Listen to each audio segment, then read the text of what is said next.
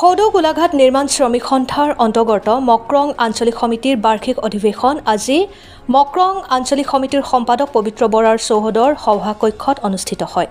এই উপলক্ষে বৃহৎ হাজৰিকাৰ সভাপতিত্বত অনুষ্ঠিত সভাত শ্ৰমিকসকলৰ বিভিন্ন সমস্যা ভৱিষ্যত কাৰ্যপন্থাৰ লগতে শ্ৰমিকসকলৰ উন্নয়নৰ বাবে কেইবাটাও গুৰুত্বপূৰ্ণ প্ৰস্তাৱ গ্ৰহণ কৰে। সভাত মক্ৰং আঞ্চলিকৰ পুৰণা সমিতি ভংগ কৰি বৃহৎ হাজৰিকা সভাপতি জুৰিয়া চুতীয়া আৰু বিপুল সোণোৱালক উপসভাপতি পবিত্ৰ বৰাক সম্পাদক মৃণালিনী বৰা মণ্টু সোণোৱাল আৰু মন সোণোৱালক সহকাৰী সম্পাদক হিচাপে লৈ এখন শক্তিশালী নতুন সমিতি গঠন কৰে। সভাত সদৌ গোলাঘাট নিৰ্মাণ শ্ৰমিক সন্থাৰ সভাপতি পদ্মেশ্বৰ বৰুৱা, সম্পাদক শৈলেন শইকীয়া, সহকাৰী সম্পাদক লীলাকান্ত বৰা, কোষাধ্যক্ষ অনাদৰ শইকীয়া, অতুল বৰা আদি উপস্থিত থাকে।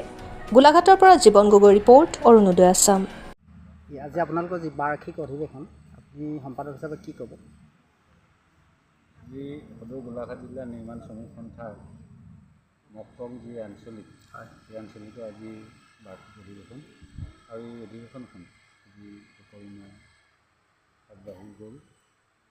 গোলাঘাট জিলা সমিতিয়ে এই বছৰ সকলোবিলাক আঞ্চলিকে অধিৱেশন পাতিবলৈ সিদ্ধান্ত গ্ৰহণ কৰিছিল আৰু মক্ৰঙতে আজি আঞ্চলিকবিলাকৰ যি অধিৱেশন, এই অধিৱেশন আজি শুভাৰম্ভণি আমি কৰিছোঁ। আমি অহা সময়ছোৱাত জিলাখনৰ প্ৰত্যেকখন আঞ্চলিক অধিৱেশন পাতি যাম আৰু তাৰ বাবে আজি উদ্বোধনী অনুষ্ঠান আমি কৰিছোঁ। ইয়াত এইখিনি আমাৰ অধিৱেশন অনুষ্ঠিত কৰিলোঁ। যোৱা তিনিটা পৰ্যায় মই সম্পাদক হিচাপে আছিলোঁ আৰু আজিও ৰাইজৰ সহায় সহযোগত তেখেতসকলে বিচৰাত মই আকৌ দ্বিতীয়বাৰৰ কাৰণে সম্পাদক হিচাপে আছোঁ। আৰু মই আপোনালোকৰ যোগেদি ৰাইজক এটাই ক'ব বিচাৰিম, আগন্তুক সময়ত যিমান পাৰোঁ যৎপৰোনাস্তি চেষ্টা কৰি তেখেতসকলক আমাৰ নিৰ্মাণ শ্ৰমিকৰ পৰা যিখিনি সা সুবিধা পায় সেইখিনি দিয়াবলৈ মই অপ্ৰাণ চেষ্টা কৰিম। আপুনি যিহেতু 10 বছৰে সম্পাদকৰ কাৰ্য পন্থা কৰি আহিছে, আপুনি ৰাইজক কেনেদৰে সহায় সহযোগ আগবঢ়াইছে?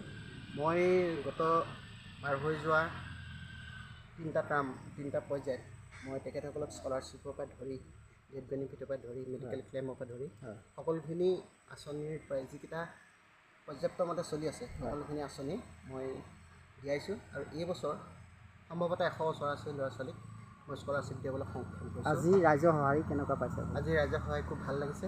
মই আচলতে এই কাৰ্যকাল ইমানতে এৰিম বুলি ভাবিছিলোঁ, কিন্তু তেখেতসকলৰ মোৰ প্ৰতি থকা আস্থা আৰু নিষ্ঠা আশ্বাসত মই আকৌ তৃতীয়বাৰলৈ সম্পাদক হ'বলৈ ভৱিষ্যত কিবা পৰিকল্পনা কৰিছোঁ? ভৱিষ্যত যিখিনি কাম কৰি আহিছোঁ আমাৰ জিলাৰ কাৰ্যকৰ্তাৰ সহায় সহযোগত যিমান কৰিছোঁ আৰু তাতকৈ সহস্ৰাধিক কৰিবলৈ মই চেষ্টা কৰিম।